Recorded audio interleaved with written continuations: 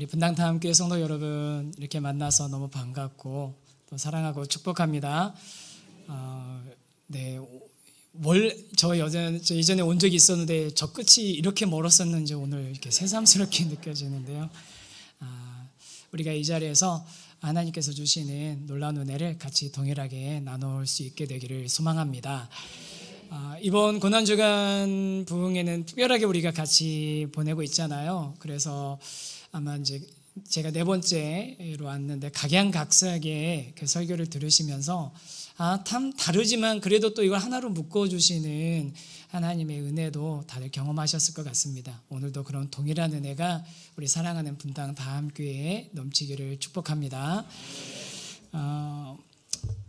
인간에 대해서 이렇게 연구하시는 분들이 인간에게는 다양한 종류의 욕망이 있다라고 합니다. 그래서 그 욕망들을 막 이렇게 세분화해서 설명들을 하더라고요.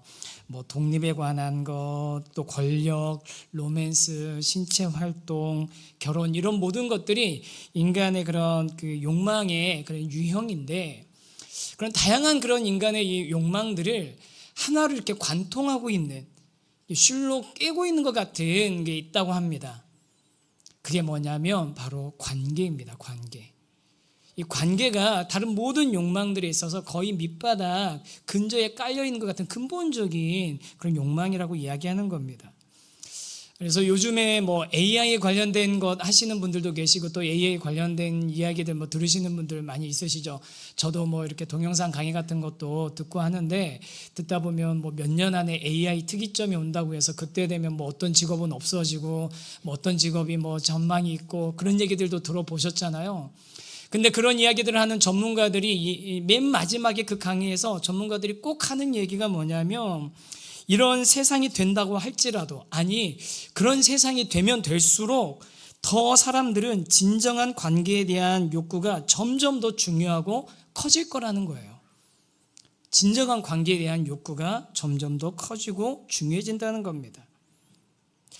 저는 그래서 오늘 이 말씀 준비하고 오늘 분당 다함교회 올 이제 준비를 하면서 우리 분당 다함교회 성도님들이 가장 중요한 하나님과의 관계 그리고 우리 다함교회 안에서 성도들과의 관계 안에서 정말 가장 본질적인 기쁨을 누리시고 가장 본질적인 만족을 누리시는 귀한 믿음의 사람들 되시기를 주님의 이름으로 축복합니다.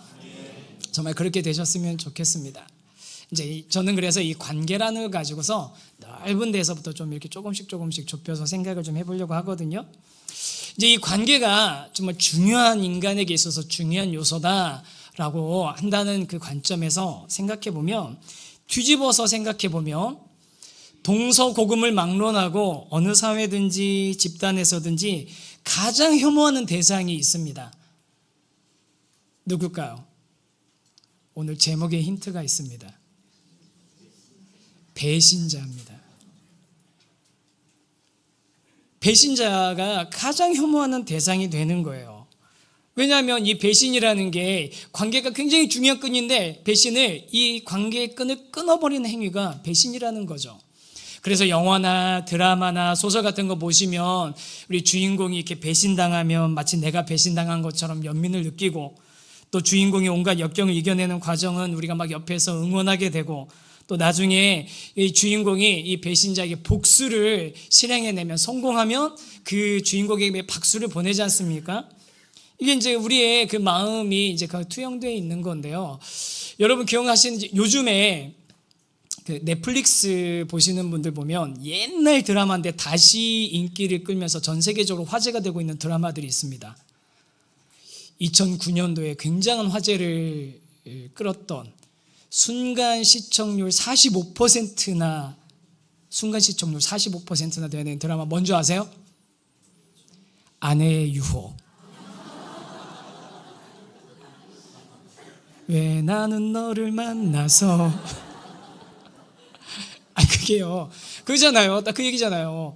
자기 친구가 있었는데 절친이 남편을 유혹해가지고 그렇게 둘이 이렇게 되고 나서 이 주인공을 남편이 죽이는 시도를 하잖아요. 그래도 죽은 줄 알았는데 머리 자르고 점 하나 찍고 나타나지 남편이 못 알아보는 거야.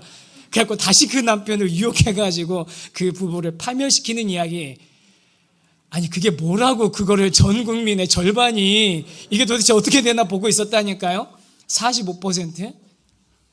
복수에 관한 이야기인 거죠. 그래서 이런 복수, 배신자에 대해서 우리가 정말 이런 이제 이 인간에 있어서 가장 혐오하는 대상이라고 생각하는데, 그러면 여러분 인류 역사에 있어서 최악의 배신자는 누구겠습니까? 뭐 당연히 오늘 말씀 읽었으니까 가룟 유다죠. 예수님을 팔아넘긴 제자 가룟 유다. 헬라어식으로면 이 이름이 이스카리옷 유다스거든요. 이스카리옷 유다스.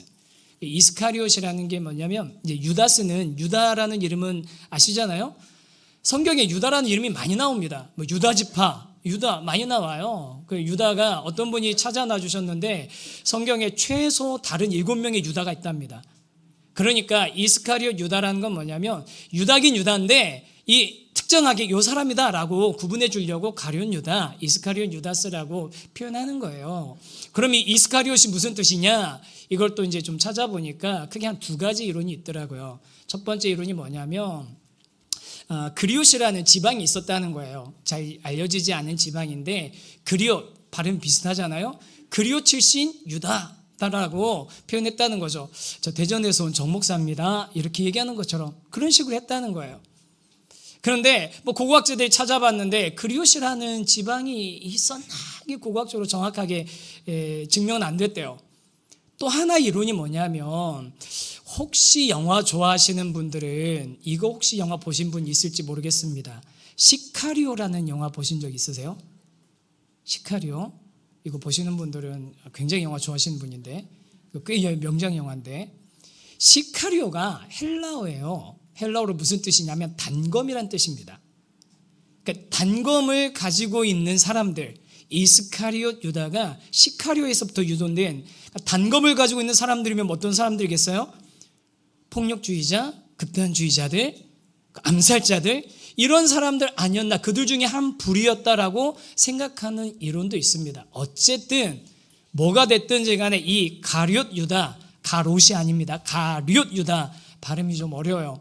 그래서 앞으로 이제 유다라고 할 텐데, 이 가룟 유다는 누가 뭐라고 해도 인류의 최고의 배신자인데, 배신의 아이콘 이 유다를 조금 더 우리가 자세하게 살펴보면서 배신이라는 가장 어두운 그림자 속에서 더욱 빛나는 복음의 의미를 오늘 좀 같이 좀 생각해 보려고 하거든요.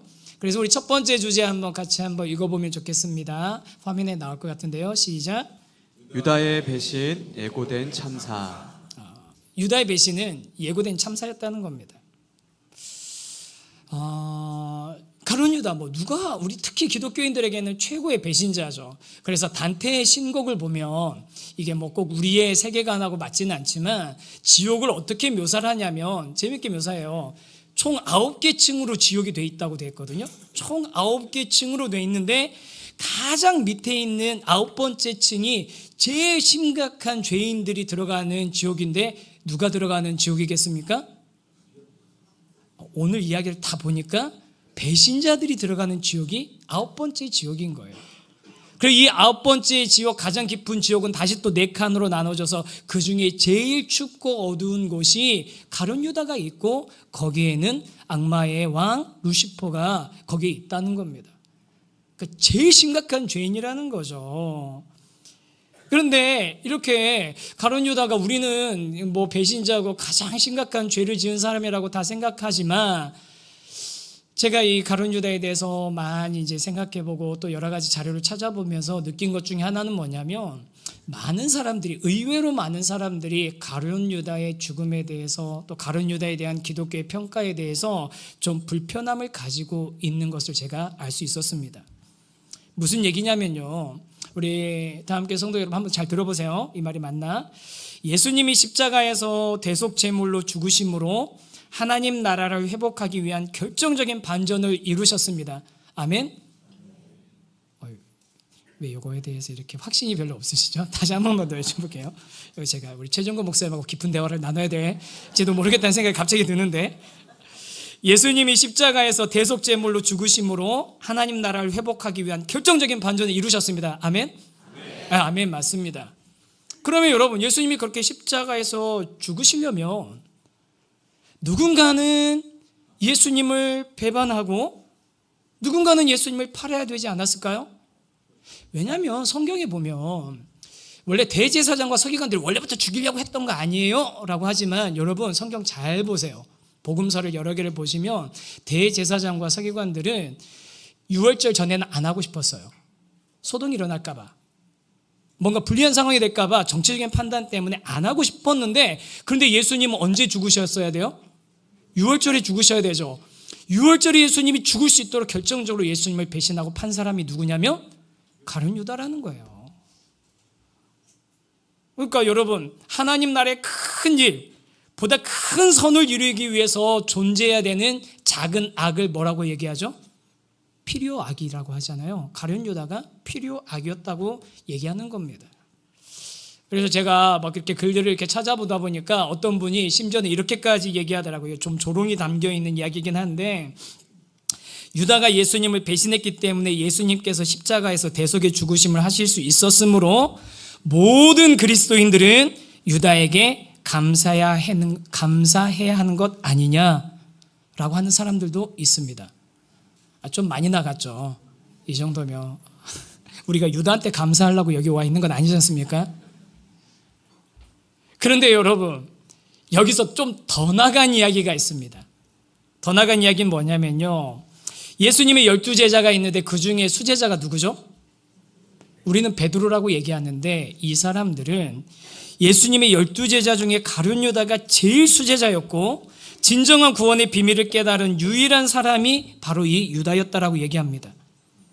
유다는 예수님의 비밀스러운 명령에 따라서 예수님을 대제사장 무리에게 넘겨주게 되었고, 이를 통해서 예수님께서는 육체의 감옥에 갇혀있던 영혼이 그 감옥에서 해방되셔서 진정한 구원을 이루실 수 있게 되었다. 많이 나갔죠. 제 주장이 아니고요, 이거는 제 얘기가 아니고 유다복음이라는 게 있어요. 이게 그런 게 있다더라고는 알았는데 실제로 그게 발견이 됩니다. 그 사본이 발견이 돼요. 그래가지고 뭐 다큐멘터리 채널에서 막 그건 막 이렇게 알려도 주고, 지금 뭐 출판된 것들도 있거든요. 뭐 조각조각 된 부분으로. 그런데 이 유다복음이라는 게 그냥 빨리 설명드리자면, 이 유다복음은 우리 1세기 신앙 선배들부터 이거는 잘못된 거야, 가짜 성경이야. 왜 가짜고 잘못됐냐고 하면, 아까 들어보셨을 때 딱 뭔가 이상하다 싶으셨죠? 무슨 얘기입니까? 영지주의 얘기입니다. 영지주의가 뭐예요? 영은 선하고 육신은 악하다. 그래서 이 영혼이 몸에 갇혀있는 상태가 좋은 상태가 아니고 이 육신에서 영혼이 해방되는 게 진정한 구원이다. 그리고 이런 해방은 특정한 지식을 통해서만 얻을 수 있다. 이게 영지주의거든요. 근데 영지주의는요, 여러분, 기독교 이전부터 사람들이 물질과 영혼으로 되어 있는 인간의 존재를 뭔가 설명하고 싶은데, 설명하고 싶은 방법 중에 하나가 영지주의였던 거예요. 그리고 그게 계속 자꾸만 성경적이지 않은데도 기독교의 사상에도 영향을 주려고 해서 사도 바울이 교회들의 이 영지주의자들이 들어오지 못하도록 권면하고 또 책망하고 경계하는 게 우리 서신서에 나와 있지 않습니까? 이 유다복음은 영지주의를 담고 있는 거예요. 그래서 오래전부터 그런 그 주장들은 우리가 귀 기울일 필요가 없는데, 제가 이제 우리 젊은 친구들도 와 있어서 좀 제가 조심스러운데, 이런 얘기 해놓고 나면 이제 오늘 가서 유튜브 검색해보는 거지. 유다복음. 여러분 하지 마세요. 하면 요즘은 그거 자꾸 이렇게 그런 거에 영향받게 되니까. 그러면 여러분, 가룟 유다는 왜 예수님을 배신했을까요?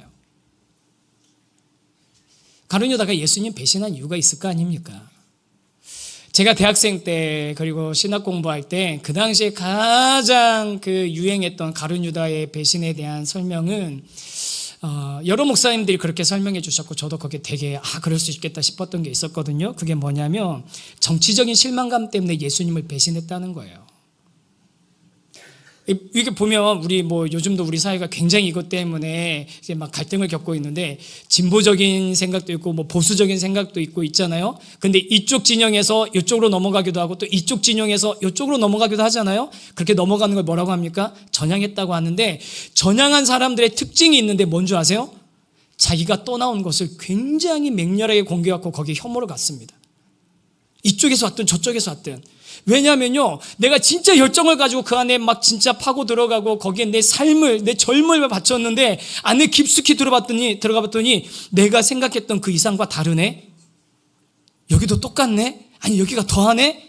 그것을 느껴버리면 엄청난 혐오를 거기에서 경험하게 되는 거예요. 그래서 맹렬하게 공격하는데, 왜 이단 그 예방운동 같은 거 하시는 뭐 목사님들, 전도사님들도 대부분 그런 분들이거든요.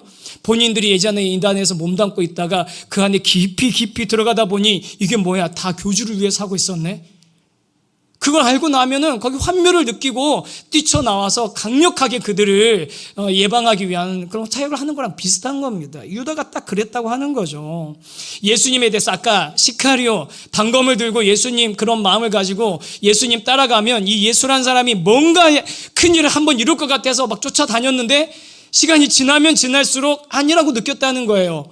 그래서 그 실망감 때문에 결국은 자기가 기대했던 정치적인 메시아가 아니기 때문에 예수를 배신했다라고 설명을 많이들 하셨습니다. 그 얘기 굉장히 합리적이기도 하고 또 어느 점 면에서는 제가 동의되는 면도 있습니다. 그랬을 것 같기도 해요. 그런데 여러분, 이거는요 어디까지나 우리가 추측해 보는 거고요, 그럴 법한 이야기고요. 성경에는요 가룟 유다의 배신에 빠지지 않고 등장하는 소품이 하나 있습니다. 그게 뭔지 아세요? 바로 돈입니다. 돈. 가룟 유다의 배신에는 항상 돈 이야기가 나와요. 여러분 그거 아십니까?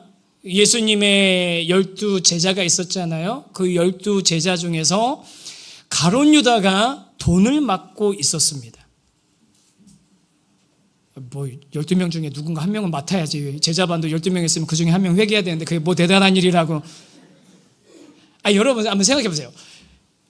예수님의 제자들 직업 뭐 생각나세요? 어부. 그리고 맞아요, 다른 직업들은 등장하지 않는데 세리가 한 명 있습니다. 누구죠? 마태. 역시 우리 다 함께 훌륭하십니다. 마태의 직업이 뭐라고요? 세리입니다. 여러분 그러면 12명 중에서 돈 계산 제일 잘하는 사람은 당연히 누구겠어요? 마태겠죠. 여러분 이분들은 레벨이 달라요. 레벨이. 제가 이제 우리 다 함께도 우리 세우신 교회도 분리개척한 지 3년 됐잖아요. 개척 처음 시작할 때 보면 제가 얼마나 간이 요만해 작았는지 막 뭔가 이렇게 막 결정하고 해야 되는데, 그 당시에 재정부도 없었어요. 재정부라고도 안 하고 회계팀이라고 순장님들한테, 순장님 회계팀 좀 해주세요. 이거 누가 해주셔야 되는데 이거 갖고 도망가지만 마시고 이거 좀 해주세요 하고 해갖고서 순장님은 두 분이 회계팀 맡으셔서 그게 나중에 재정부가 됐는데, 이제 막 저는 막 억 단위 뭐 계약도 하고 돈도 왔다 가고 막 1,000만 원, 뭐 몇천만 원씩 왔다 갔다 하니까 저 간이 떨리는 거예요. 해본 적이 있어야죠. 그래갖고 맨날 그 담당하시는 순장한테 순장님 괜찮으세요? 순장님 괜찮으세요? 힘들지 않으세요? 막 그랬더니 그 순장님이 저한테 이러시는 거예요. 목사님 괜찮아요. 이거 괜찮아요. 이거 별거 아니에요. 이거 얼마 되지도 않는데요. 왜냐하면 그 순장님이 은행원 출신이셨거든요. 그러니까 여러분 생각해 보세요. 돈 맡아서 관리하는 거 단순히 계산하는 거라면 누가 제일 잘했을까요? 당연히 마태가 잘했겠죠. 그런데 돈은 누가 맡았다고요? 12명 중에? 유다가 맡았습니다. 그 얘기는 무슨 얘기겠습니까? 예수님과 제자들에게 가장 신뢰받는 사람이 유다였다는 거예요. 신뢰받는 사람이었어요. 여러분 나중에 기회 되시면 복음서 샅샅이 뒤지셔서 한번 보세요. 가룟 유다가 배신할 때까지 이 유다가 그 배신자라고 생각한 제자들 단 한 사람도 없었습니다. 단 한 사람도 없었어요. 심지어는 예수님이 말씀하고 계신 그대로 행동하고 있는데도 아무도 의심하지 않아요. 우리는 나중에 결과를 알고 보니까 다 보이지만 아무도 그걸 몰랐다니까요. 그 정도로 신뢰를 받고 있는 겁니다.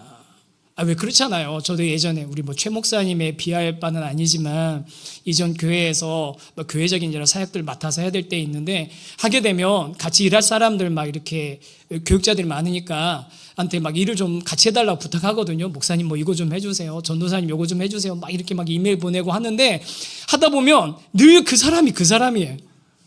왜 그러겠어요? 그만큼 그 사람 신뢰하는 거예요. 그만큼 신뢰하니까 그 사람한테 믿고 함께 일하자고 하는 거죠. 그런 면에서 가룟 유다가 모두에게 있어서 가장 신뢰받는 사람이었는데 그런 유다가 예수님을 배신했던 겁니다. 그럼 언제부터 그의 마음이 이렇게 돌아섰던 걸까요? 복음서에 보면 이 유다의 마음이 돌아섰다라는 것을 우리가 발견할 수 있는 장면이, 결정적인 장면이 예수님 그 최후의 만찬 전에 나오는 부분이 있거든요. 그게 요한복음 12장에 나옵니다. 요한복음 12장에 보면 여러분 우리가 아는 유명한 사건이 있어요. 그 이전에 무슨 사건이 있냐면 나사로를 예수님이 살려주신단 말이에요. 이게 예루살렘에서 가까이 있는 베다니에서 일어났던 일이에요. 그리고 예수님께서 나사로 살려주시고 그 인근에서 이렇게 사역하시다가 그리고 유월절 되기 엿새 전에 다시 이 나사로, 마리아, 마르다가 가족이잖아요. 그 집에 들어가십니다. 아니 생각해 보세요. 오빠 나사로를 살려준 예수님이 다시 우리 집에 왔으니 그 집에 난리가 난 거죠. 잔치가 열린 거죠. 예수님을 환영하는 실제로 잔치가 열렸다고 기록이 됐습니다.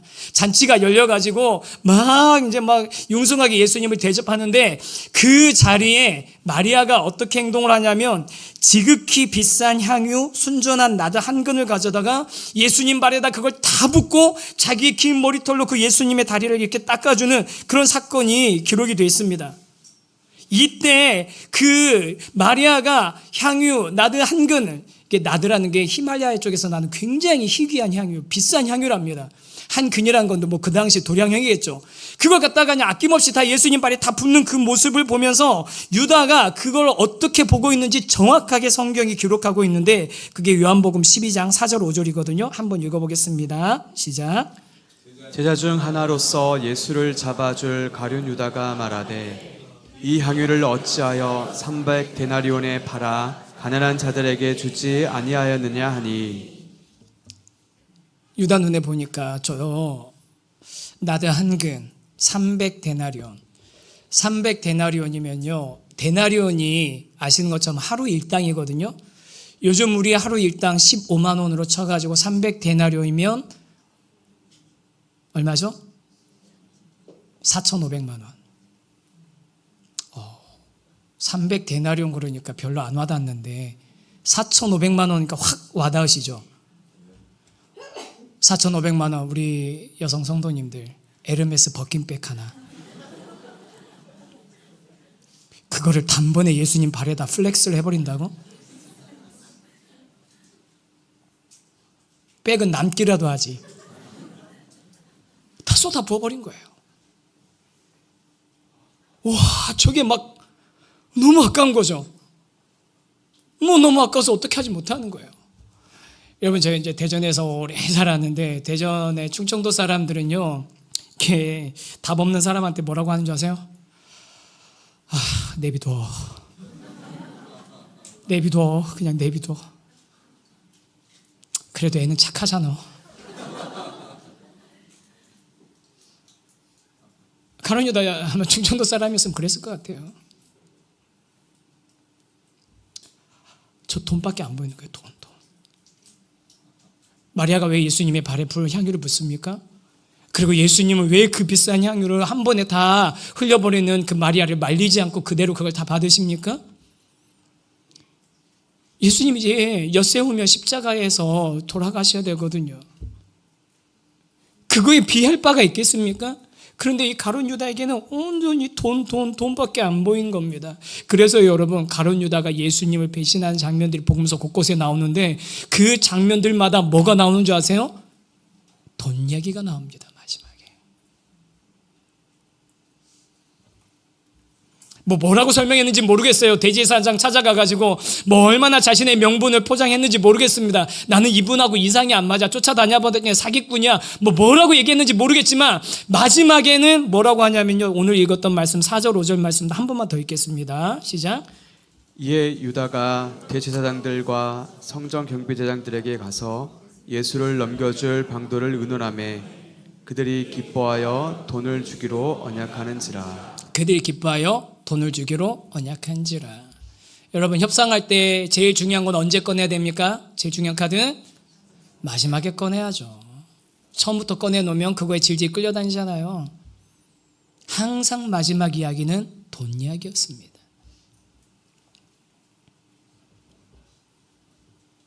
그리고 성경은 분명하게 이야기합니다. 하나님과 재물을 겸하여 섬길 수 없느니라.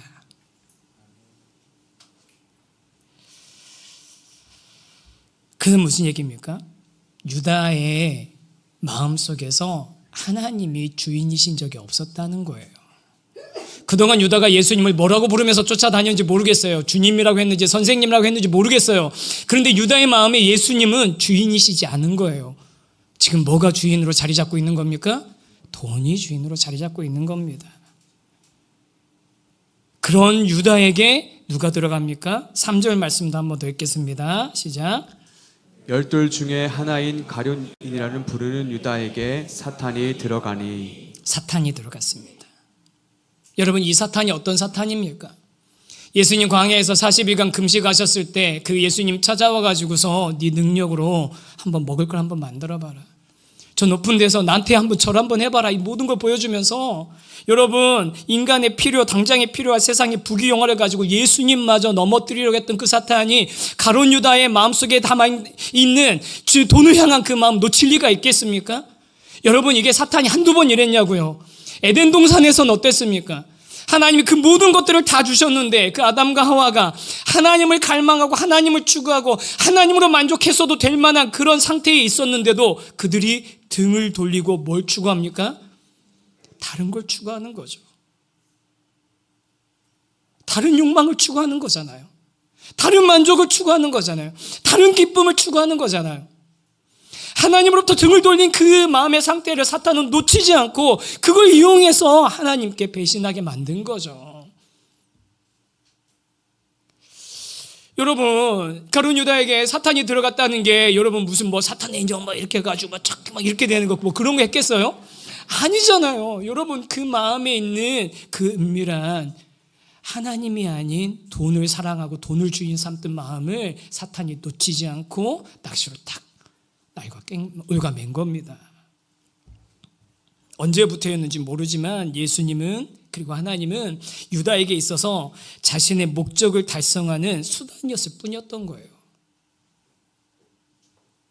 그게 돈과 재물 앞에서 드러났던 겁니다. 그리고 사탄의 도구가 된 겁니다. 그래서 유다의 배신이 예고된 참사인 거예요. 그러면 여러분, 그날 그 저녁에 이 유다만 그 죽을 죄 예수님 배신하는 그런 배신을 저질렀나요? 아닙니다. 우리 두 번째 주제도 한번 같이 한번 읽겠습니다. 시작. 또 다른 배신자 베드로와 제자들. 또 다른 배신자인 베드로와 제자들이 있었습니다. 베드로와 제자들 모두 다 예수님을 배신했습니다. 오늘 읽었던 말씀 뒤에 이어지는 말씀에 보면 예수님이 유월절 만찬하는 장면이거든요. 우리 월요일날 큐티 했던 말씀인데 예수님이 정말 간절한 마음과 심각한 그런 마음으로 제자들 모아가지고 이 유월절 만찬을 먹기를 내가 원하고 원했다 하면서 그 유월절 만찬을 하시잖아요. 그런데 그 자리에서 제자들은 어떻게 합니까? 서로 누가 크냐고 다투고 싸웁니다. 근데 그런 모습을 보면서 참 예수님 한심했을 것 같은데 그 중에 베드로에게 예수님이 뭐라고 하냐면 네가 오늘 다구기 전에 나를 3번 부인할 거라고 하거든요.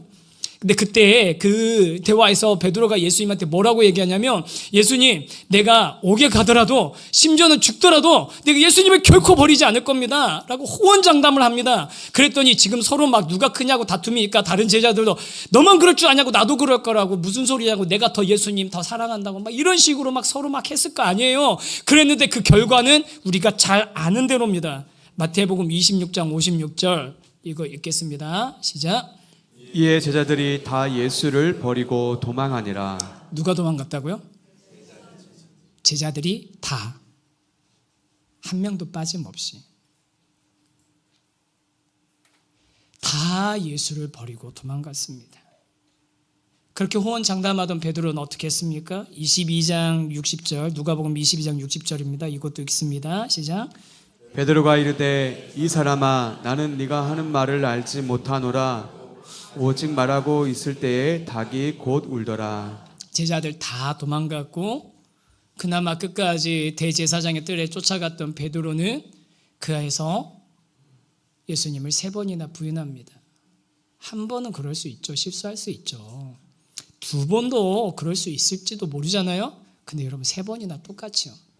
그리고 마지막 3번 부인할 때는요, 다른 복음서 보면 저주하기까지 합니다. 가룟 유다나 베드로나 다 똑같은 배신자들이었던 거예요. 나를 위해 필요한 하나님이시고, 그런 하나님이 내가 상황이 바뀌면 얼마든지 버릴 수 있고 팔아버릴 수도 있는 게 가룟 유다의 배신이고요. 뜨거운 감정을 느끼면서 사랑한다고 고백하기도 했지만 그리스도인답게 제자답게 행동해야 될 때, 드러내야 될 때는 겁먹고 숨고 도망가는 게 베드로의 배신입니다. 그럼 여러분은 유다 쪽이십니까? 베드로 쪽이십니까? 여러분 유다형 배신자십니까? 베드로형 배신자십니까? 대답하지 마세요. 이거 듣고 나면은 다음부터 그렇게 보일 거예요. 쟤는 유다형이야, 쟤는 베드로형이야. 아니 진짜 웃으면서 얘기했지만 여러분 유다형이세요, 베드로형이세요? 뭐 이런 얘기하면 왜 이렇게 막 정죄감 주고 그러냐 싶으신데, 여러분 사실 이런 얘기하면 불편하잖아요.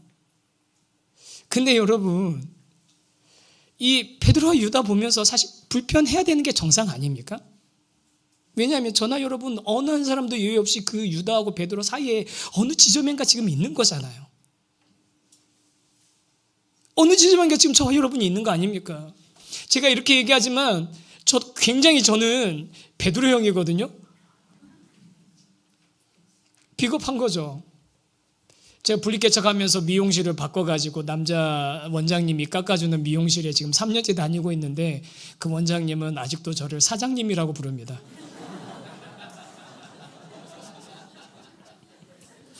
제 정체를 드러내지 않은 거죠.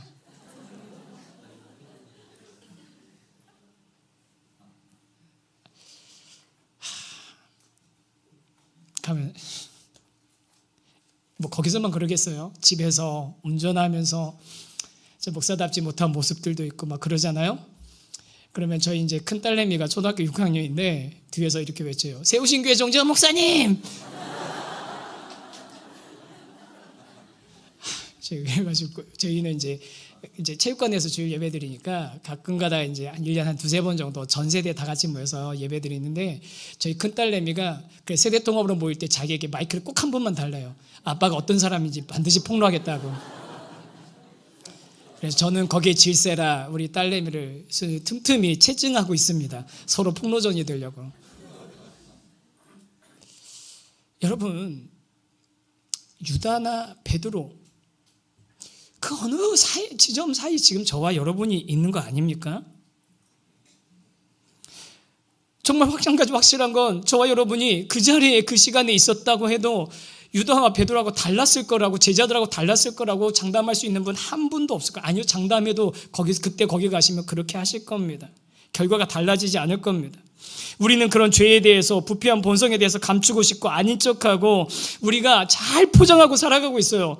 여러분 교회 안에서도 잘 포장하고 계시죠? 다락방 안에서도 잘 포장하고 계시죠? 이 포장 벗겨지지만 않으면 난 나이스하고 괜찮은 사람처럼 그렇게 보일 수 있는데, 그런데 그게 벗겨지는 순간 다 드러나는 거 아니에요? 우리 마음 속마음이 다 포장만 잘하고 있는 거지.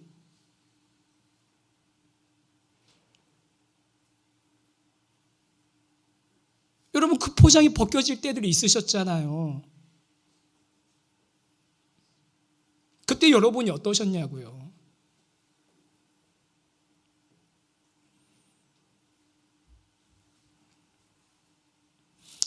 그렇게 우리가 잘 감추고 있는 우리의 마음, 다른 사람한테 이 포장만 벗겨지지 않으면 들키지 않는 우리의 마음의 상태를 성경은 정확하게 이렇게 고발하고 있거든요.